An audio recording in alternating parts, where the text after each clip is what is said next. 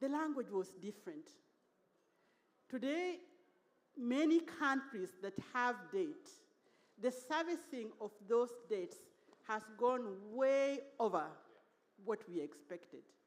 There are many countries in the world, and especially on our continent here, where the servicing of debt alone is larger than the ability of their ability to be able to have their GDP balanced.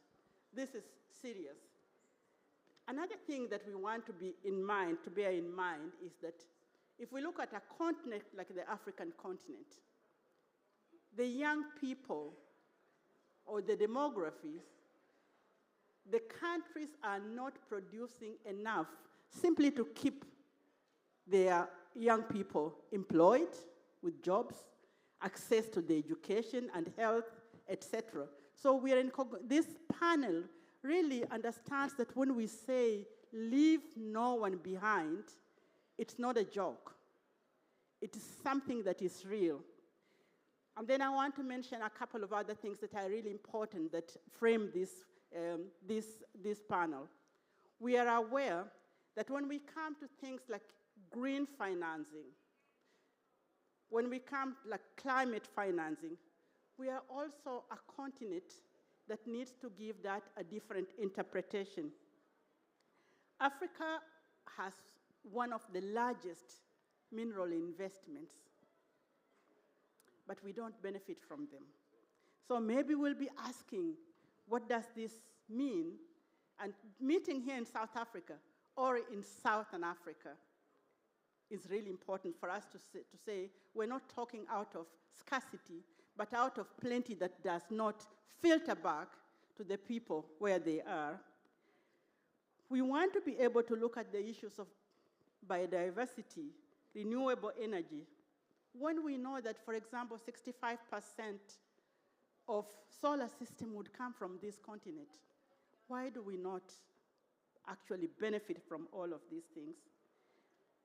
65% of land in Africa is arable land. We want to be able to look at these practical things that are impacting our continent. And so I have the privilege of bringing to you a group of very experienced, qualified people, both on international systems as well as local systems. And I'm going to ask, as they open up, that they will say something about themselves so that we can save on the time of my going around the circle and introducing everyone else. So we'll begin with our leader on this topic. Would you kindly, Eric, introduce yourself and say something? Get us going. Thank you very much. My name is Eric LeCompte. I am a member of the Global Jubilee Movement. And it's such a gift to be with you here today, and really want to thank our moderator as well as the amazing organizers of this event for bringing us together. Let me start by just offering a few things that many of us know in this room, issues that are deeply endemic to many of our communities of faith and our interreligious mission to build a world where we all have enough. We are living in a time and moment of great crisis. The crisis that we're experiencing both in the developed and the developing world is one of the greatest crises we've faced since the Great Depression. Around the world right now, we have lost decades of development, and the Sustainable Development Goals at this moment are completely out of reach to us. The majority of our world is dealing with a growing food and fuel crisis, with tariffs and cuts from aid from Europe and the United States. We know we're dealing with a global health crisis, a growing global poverty crisis. And amidst all of these particular issues, we're still dealing with the reality that 1 out of 5 kids dies in sub-Saharan Africa under the age of 5 years old because of preventable diseases. And at the same time, this current moment that we are all in, African countries are spending more than 2/3 of their revenue on debt payments as compared to education, health, climate mitigation, and all social services combined. We are dealing in a moment of great crisis, and as we are in this moment of great crisis, many of us know that our loving Creator, the Source, has already offered us a solution, one that many of us came together in the mid-1990s and practiced. But that our Creator made a promise to us known as the Jubilee Promise, a promise that begins in the Torah and the Hebrew Scriptures, that continues with the first act of Jesus Christ in the Christian Scriptures. A promise that our Creator made to us that we know has been led by Hindus, Muslims, and people of every faith around the world. The Jubilee Promise. That promise that God has made to all of us, that God created a rich and abundant world. And we're closest to God, we're closest to the Creator, we're closest to one another when we're sharing those resources that God gifted us with everyone. The promise that our Creator made that we are to live in a world where we are all protected from having too little or too much. That particular promise actually laid out very specifically every 7 years debts should be forgiven. Every 7 years slaves should be set free. Every 7 years the land should be allowed to rest and go fallow so the environment can regenerate and God can give directly to us. And that promise, again, we're living out in the Jubilee year of Jubilee 2025. We all came together ahead of Jubilee 2000 when major religious institutions and Pope John Paul II declared during this holy year for Christians, also grabbed hold of by other religious institutions around the world, the first major interreligious act of the Catholic Church in modern history. Because of that promise that we lived out, working on technical policies of debt relief, together we have won more than $130 billion in debt relief. And in Africa, what does that mean alone? That 54 million kids have gone to school and are going to school that never would have seen the inside of a classroom. Again, for Christian churches embraced by the Jewish community, Muslims and Hindus, and it was Muslims and Hindus here in South Africa that led much of the Jubilee movement in 2000. That particular promise that we're grabbing on again, Pope Francis declared on Christmas Eve, and we joined him as an interfaith movement on December 23rd and 24th, where Pope Francis at Christmas Eve Mass said we must finish the work of the Jubilee 2000 movement. Yes, we won debt relief, but we did not make the changes to the international financial system so that we can all be protected from having too much or too little. Pope Francis, when we were with him in June of last year, laid out in an interfaith way the 3 goals of the Jubilee year as we've launched 5 years of campaigns with every major religious body in the world and every major development institution in the world. And those goals are threefold, and our panelists are going to discuss them today. That right now, in this current moment of Jubilee 2025, and 5 years of campaigns in 160 countries to build a world where we all have enough. Number 1, we need debt relief. There's no way to get on the other side of the current global financial crisis, of the growing poverty crisis, without debt relief for countries in the developing world and many countries in the developed world. Number two, we need innovative, creative sources of economic aid. And those innovative, creative sources of economic aid must address poverty, health, jobs, and protecting our planet home. And number three, perhaps the most important issue that Pope Francis embraced, echoing Pope John Paul II and the 30 million petitions we gathered in the late 1990s across our religious institutions,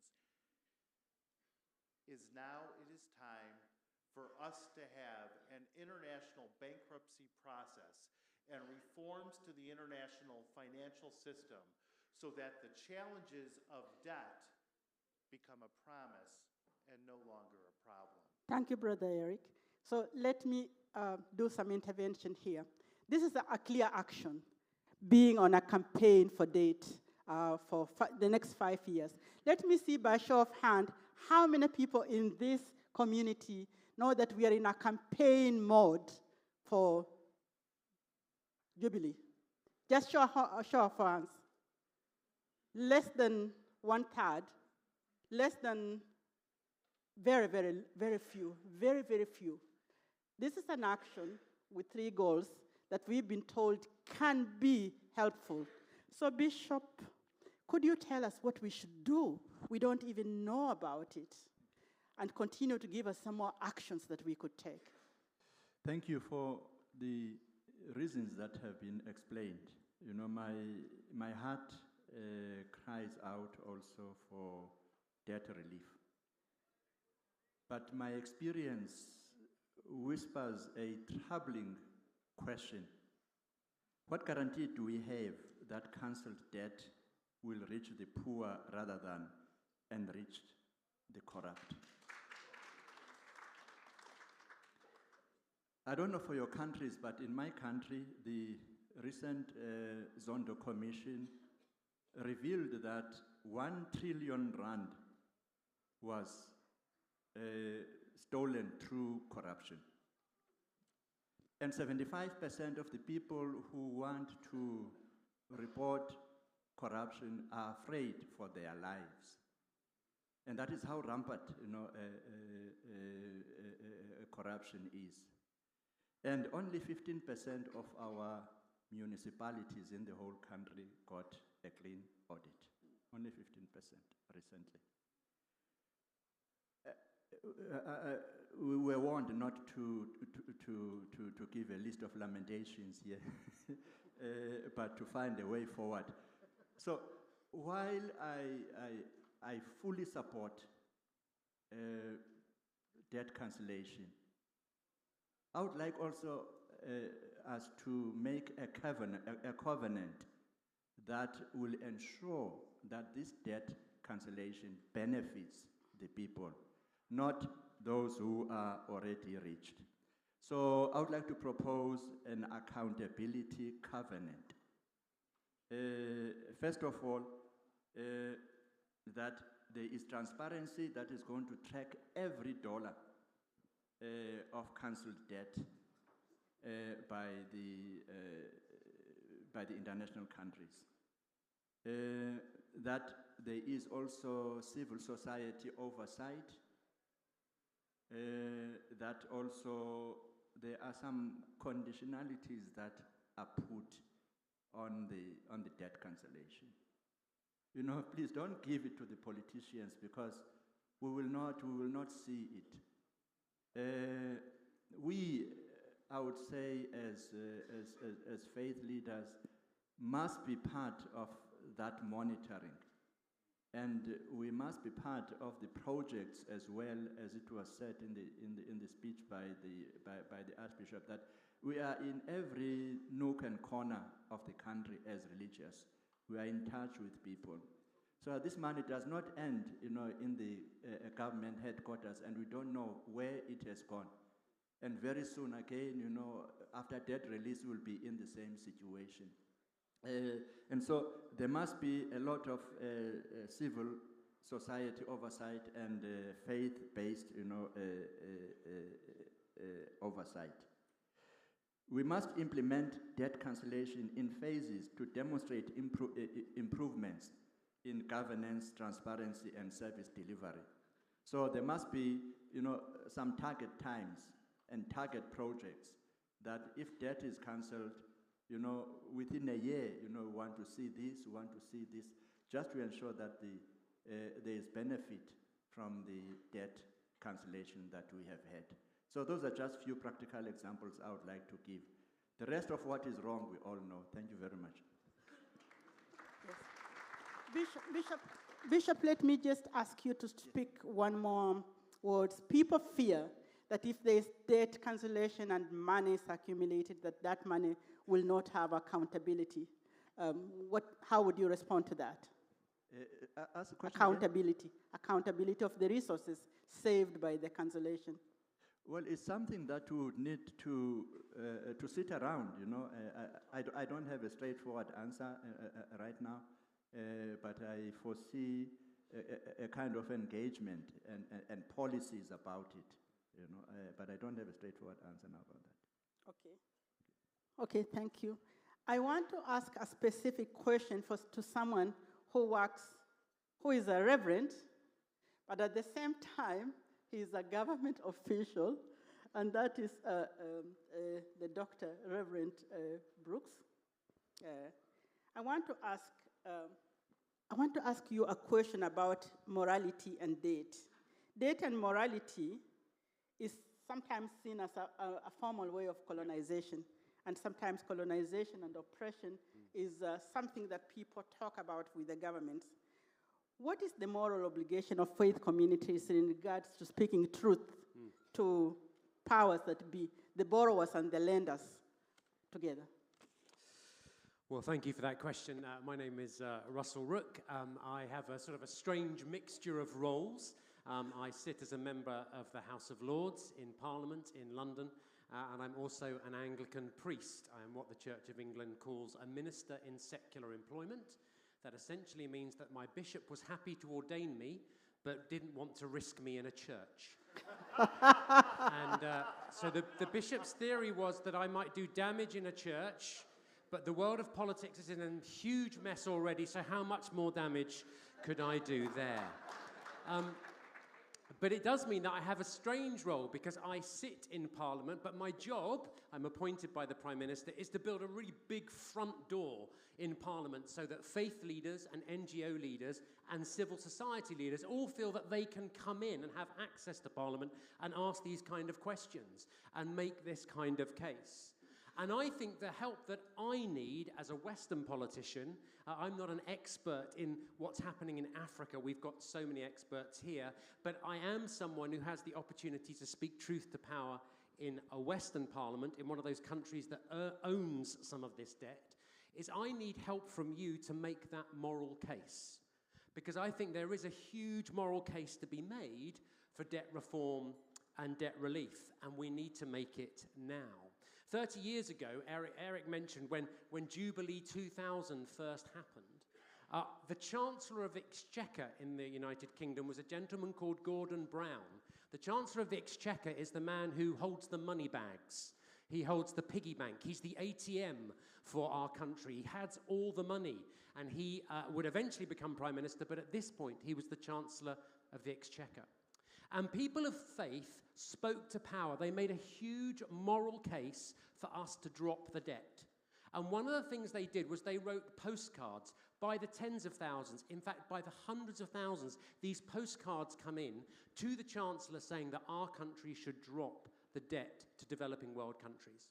And one day he was working at his desk. This is an absolutely true story told by a friend of mine who worked for him at the time. He was sitting at his desk and one of his staff came in and said, Chancellor, you need to read one of these postcards. And he said, well, why do I need to read one of these postcards? I know we're getting hundreds of thousands of these postcards. They all say the same thing. Why would I need to read another one? And the member of staff said, Chancellor, you need to read the postcard. So he said, okay, show me the postcard. And they put the postcard on his desk. And the postcard read, Dear Chancellor, please drop the debt. Love, Mum.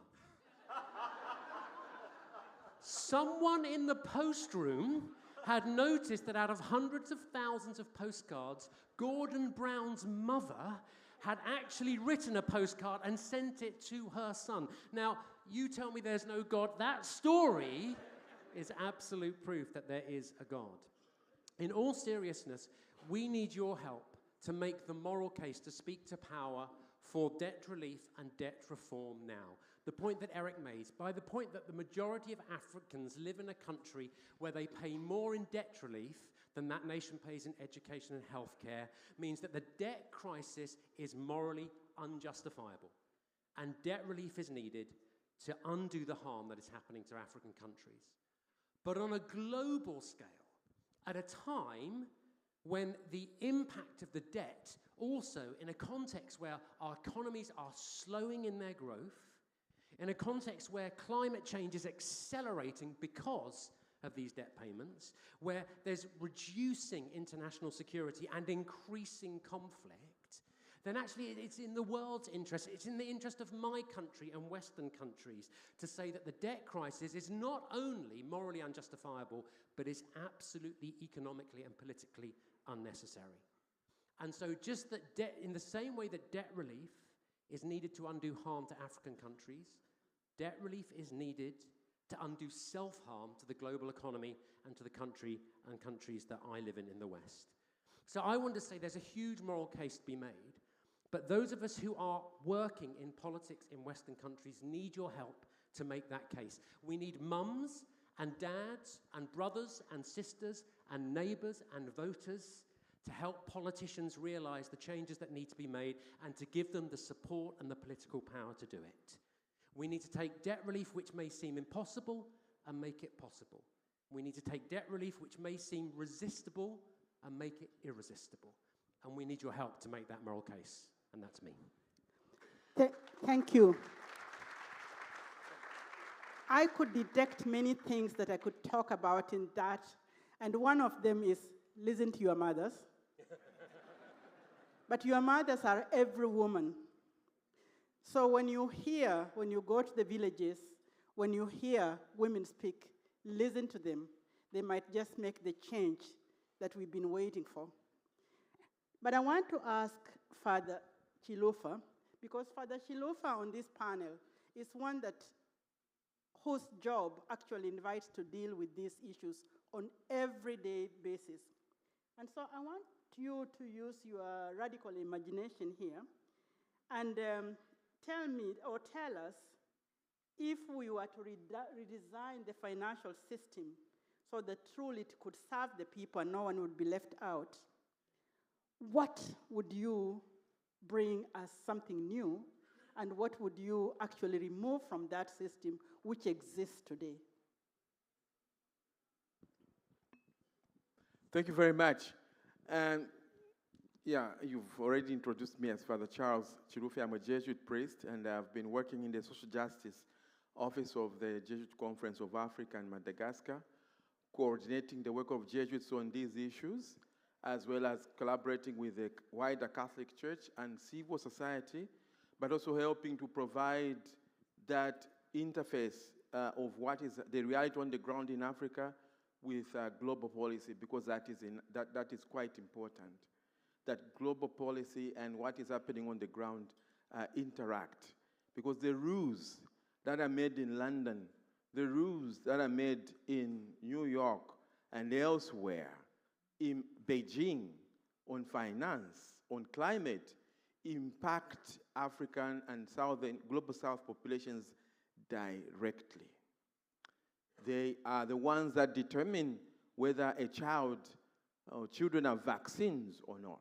They determine whether children will have food or not, and several other things. That's why we care about global rules and global policy. And in addressing these rules, there are some that are written, some that are unwritten. So even ourselves, when we propose those rules that are written, we also propose that those that are not written.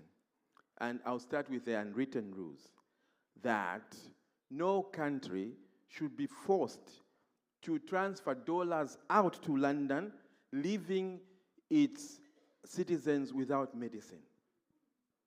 Let me give an example of Kenya, where I've been working the last 8 years. Just 2 months ago, we were in a budget analysis gathering, and the Minister of Finance, our Treasury Minister, told us that he had sent out this year 10 billion US dollars to creditors. What was left for health? 800 million US dollars. 3% of the budget. 10 billion constitutes 67 point something percent, or almost 70% of Kenya's revenue has gone out to pay creditors. And we have only left 3.3% for Kenya to buy medicines, to ensure that mothers don't die when they give birth, to ensure that teachers are paid or health workers are paid. How do you do that?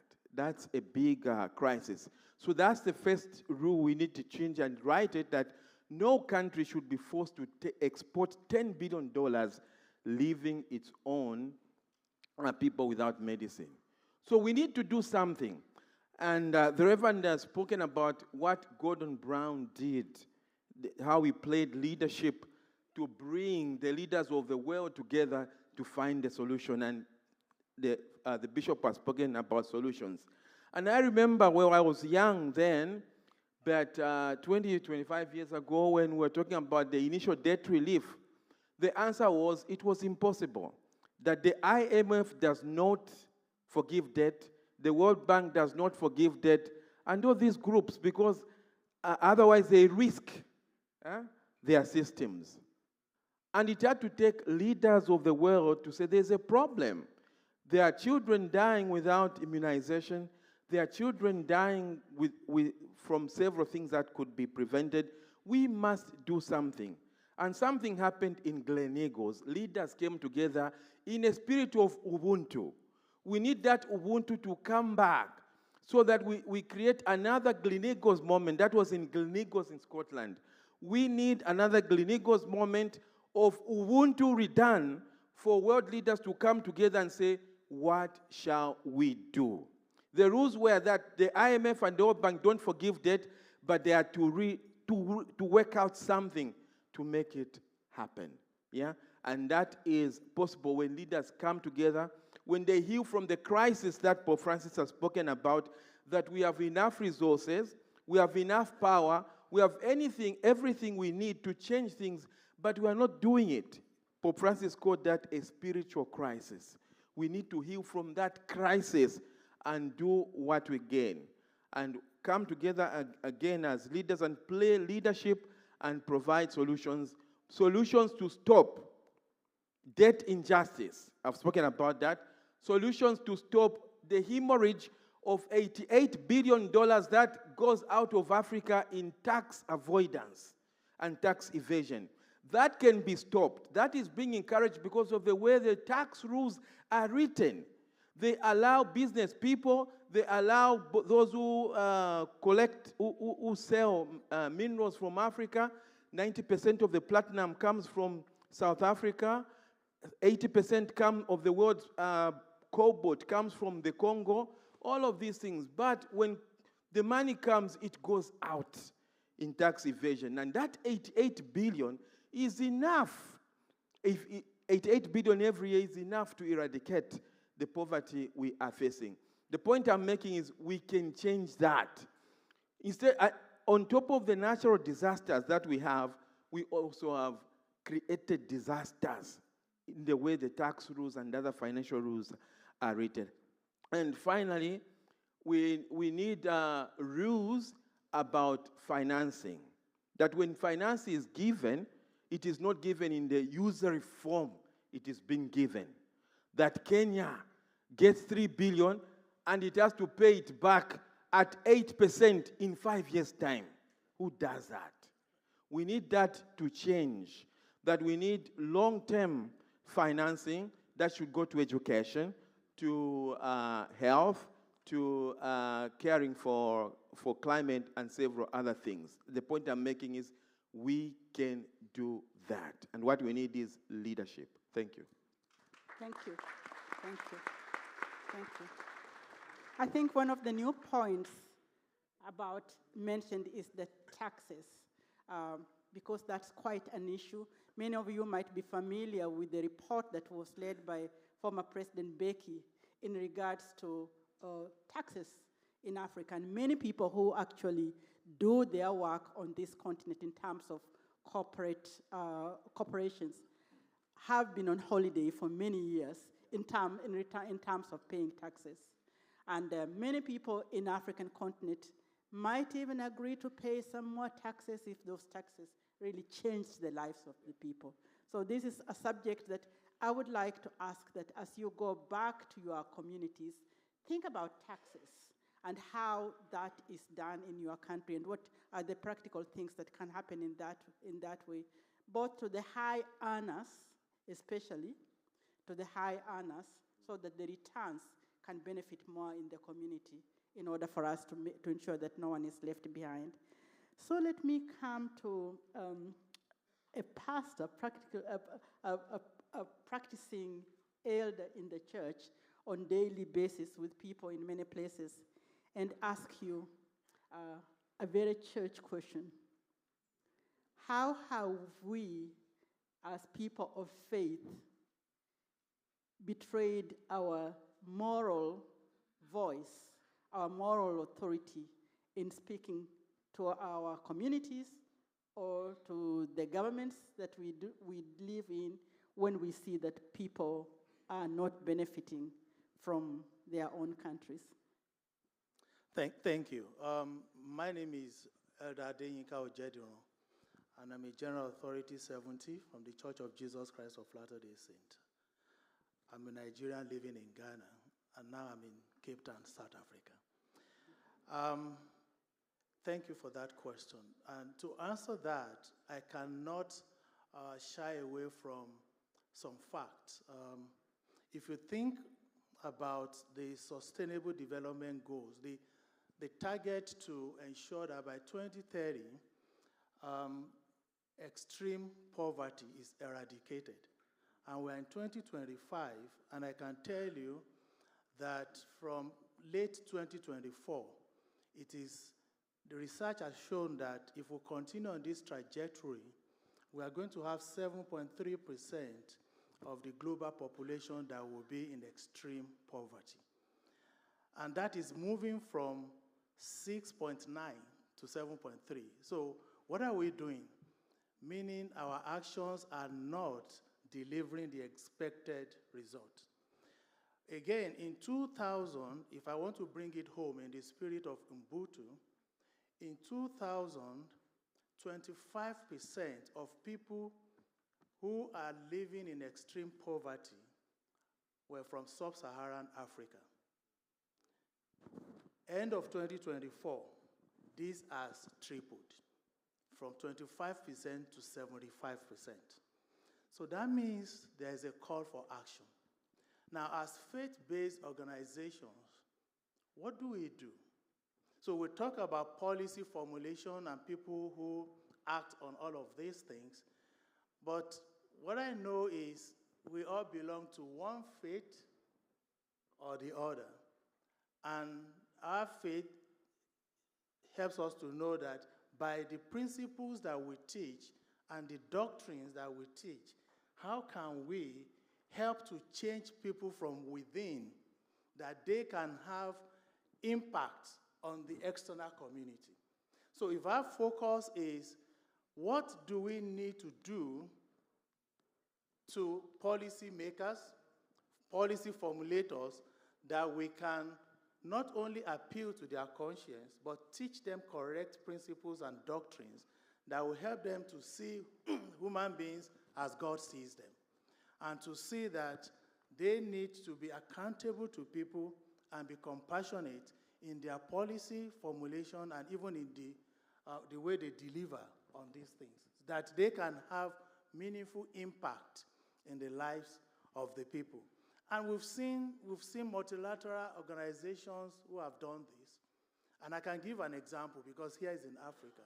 The African Development Bank in 2023 spent about $10.8 billion to impact people And in 2024 alone, they ensure that, let me get my statistics right, 29 million people had food security. And also, about 1 million people were able to have electricity. Now, these are meaningful, measurable impact. Now, as faith-based community, what can we do? We've had examples of what some churches and some faith-based organizations have done collaboratively, in the earlier session. Can we do more?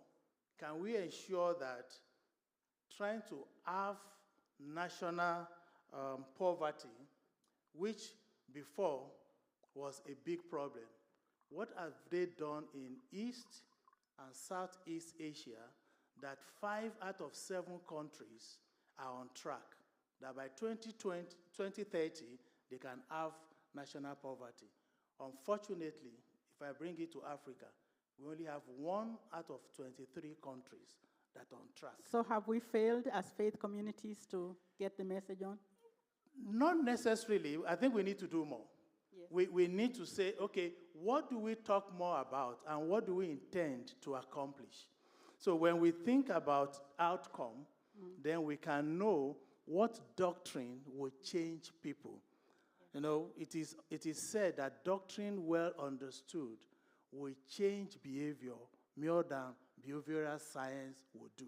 So what do we do in our interaction and engagement that we can change people from within, and then their actions can have positive impact externally that will give us the world that God wants us to have? Another way forward, really, that there is a lot of power. This morning it was said that communities trust faith leaders. And so when there is a failure, we take some responsibility that we need to do probably more. And I think that that's what Elder is telling us to do. I want to shift a little because time is coming up and there are a couple of things that I want to cover. One is that there are 2 things that we have not dealt with that are really on the current global discussion. One is climate and climate financing, which is a difficult concept to always explain to people. But I do want to ask somebody who comes from the World Bank and is in public places to explain a little bit about the climate financing. And I want to preface that by saying that Africa only receives 0.3% of resources that are attributed to climate financing. So, please. Thank you very much. Good afternoon, everyone. My name is Esben Lunde Larsen, and even though I wear a suit for work at the World Bank, I am a farm boy at heart. So this topic suits me very well. By hand, how many of you have been or are related to farming? Well, good to see my crowd is here. So in Denmark, until the midst of the 20th century, most labor in agriculture was done by hand and by horses. And when my grandfather took over our family farm in 1931, that was the case. But a miracle happened post-Second World War when the World Bank issued mini loans to farmers that could buy a tractor and then eliminate the hard work of hand and horse. And it also liberated a lot of land to be cultivated, not for the fodder of horses, but food for people. When my dad took over the farm in 1972, the interest rate in Denmark was 21%. That was not a problem if you could maintain your debt. And he was very optimistic and invested in technology like my grandfather had done before him. So when I was a kid at the farm in Denmark, a cow gave 20 kilos of milk every day. Today, 40 years later, it gives 80 kilo per cow, but it's the same amount of fodder that we're using. When I was a kid on the farm, a mother sow gave 20 piglets on an annual basis. Today, when my brother runs our farm and we produce around 30,000 pigs, a mother sow gives 40 piglets on an annual basis. Why am I telling you this? Because global food production is very closely connected to technology and the transition of production to be more sustainable. And the World Bank, when we talk about sustainable finance in climate, it's about getting more out of our land than we do today, using better practices so we don't have to use more land in the future, but use the land we use today in a more efficient way. And that means money for smallholder farmers to develop. For remember, the 200,000 farmers in Denmark in the midst of the 20th century were smallholder farmers, like the 500 million we have today in the global south. Today we have 8,000 full-time farmers in Denmark, but they produce much more than the 200,000 did, but it's on the same land. So green finance is really to invest in solar power so you can get a stable electricity. It's investing in the right seeds and in irrigation systems so you can produce more on the same land. In certain parts of the world, it also means investing in pesticides and nitrate because you have to expand in the way you produce, whereas in the global north, it means that you have to reduce your use of pesticides and nitrates to keep the balance in the environmental system. But most important of it is that we work with governments to make plans for investment so it can benefit the local population and the overall system. But do remember that each of you that votes is government, which means that a country can change when an individual makes a loan from the World Bank to buy a tractor and change his or her trajectory in the way they farm. And if you are a person of faith, each of you are a faith leader. And you can mobilize a green transition by having your country government make the right plans together with the World Bank so we can support both good governance but also the finance mechanism that can actually transcend and translate into actions on ground. Thank you. So, thank you very much. So, I'm sending you with a call to action as everyone who is here. The call to action that I give you is that when you leave this place at the end of our conference, think, or during this whole time, as you listen, get at least 2 or 3 things that make you really uncomfortable, that make you so much wanting to do something, embrace them, and take opportunity to speak to your political leader, to the community in which you live or serve, to your own family, to anyone, so that you can build a community and cooperation and do something. Because action begins by people.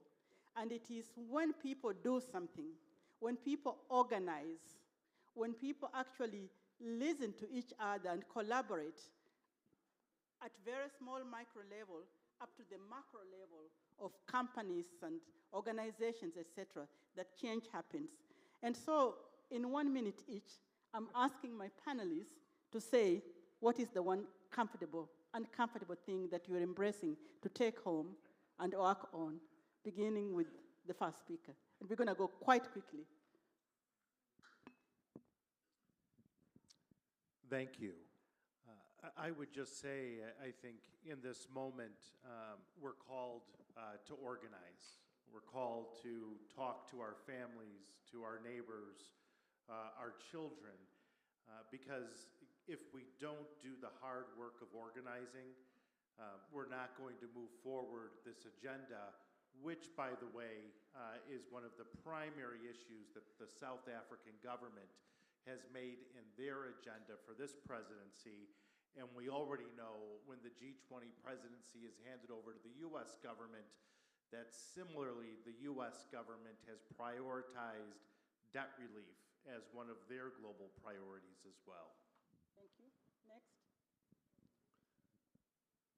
I'd like to begin from where you left you said something about the mother of Gordon Brown who wrote him that letter. She spoke to his heart. They say if you want to move people, move their hearts.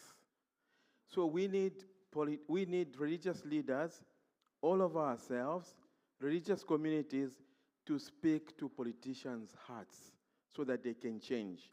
It is there even in the Word of God, in the Christian tradition.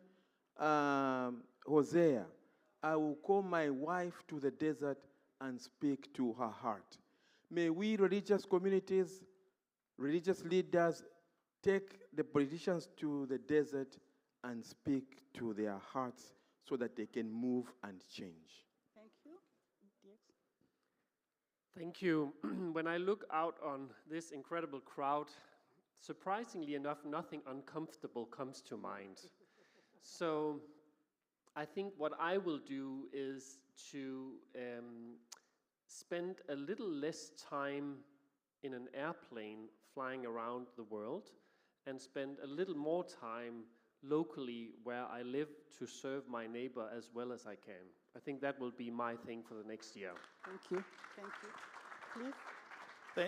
Thank you. I think I will respond to that in two folds. One is, what can we do together, okay, working with multilateral agencies and working with government to see that whatever investment we make can truly impact the vulnerable.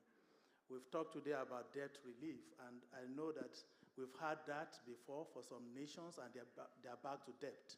So even when you get relief, what is in place that we don't go back to build another debt? So how do we help to say that industrialization and investment that are made are things that will go directly into what will impact the vulnerable? And lastly is, we cannot overemphasize that. Can we appeal to the conscience of policymakers that they can see people as God's children and ask themselves how accountable they are to our Creator in their policies and things they do that will impact the vulnerable. Thank you. Please, sir. Well, again, thank you.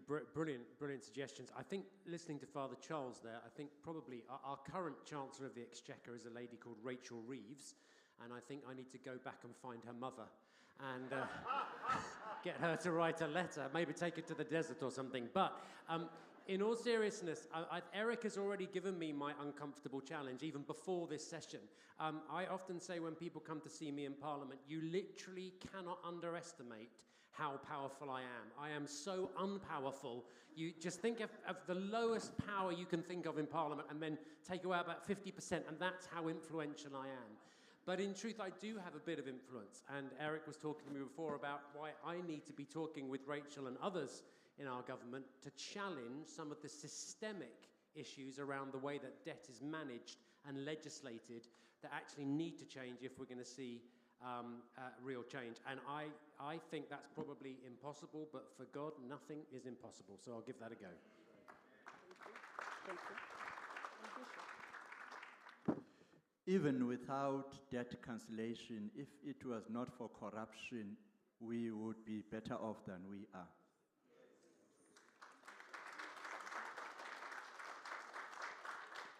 And so from here, really, I want to intensify not only dealing with corruption when it happens, but also educating and forming people against corruption, because it has become endemic, it has become a culture, and so we need to begin from school, to teach against corruption. If we can move that, if we can achieve that, we will achieve great things. Thank you. Thank you. Thank you. I'm very grateful to have been with this panel of my brothers, and me, on this panel. There were many things that we intended to bring up that time has not allowed us. We didn't, for example, talk to you about tariffs. The new language in economics does not exclude a conversation about tariffs, but we can't open up something that we can't finish. So we just want to assure you that there are so much more that needs to be talked about, but we are also quite happy that this is the first panel And we still have 3 more days in different sessions. And so we will be able to dig deeper in areas both of the concerns that did not come out this particular time, but the concerns that all of you have. And with that, thank you very much for being part of this today. Thank you. Musimbi, we must say a big thank you to Musimbi, who's done a brilliant job as moderator. Would you please give her a round of applause? She took us all for breakfast this morning and organized us like a big sister. She was brilliant, so thank you, Musimbi.